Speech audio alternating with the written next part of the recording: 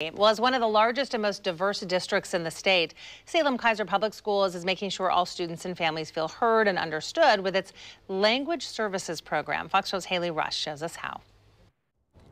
The program offers translators and interpreters to families in the district so they can regularly connect with their child's school. And it's still happening now, even during COVID. It just looks a little different. Take a look.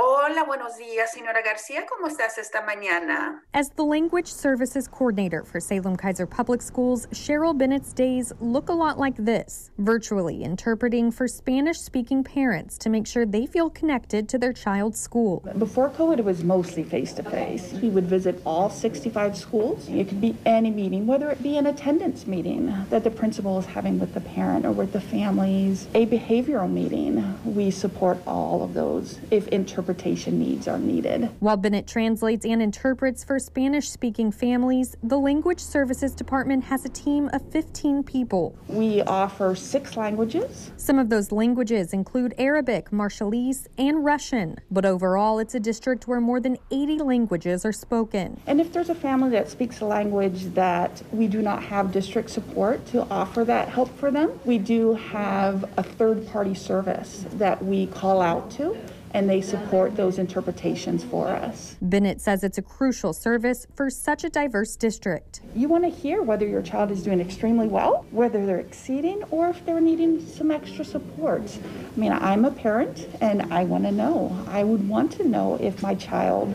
needs a little extra help in math. But if I don't hear it in my language, if I don't understand it in my language, how am I as a parent going to be able to help my student? We met virtually with Bennett and a parent so she could show us what her interpretation meetings look like during COVID. She says often the parent chooses to be off camera like this one. I asked the parent on the call what life would look like for her and her child without this program. Entonces necesito que sea en la tardecita para yo estar disponible. Bennett then helped interpret the conversation for us. It would be so very, very difficult. I can't even imagine how difficult it would be. I would then have to be looking for family members, an older sibling, someone that would be able to interpret or translate for me.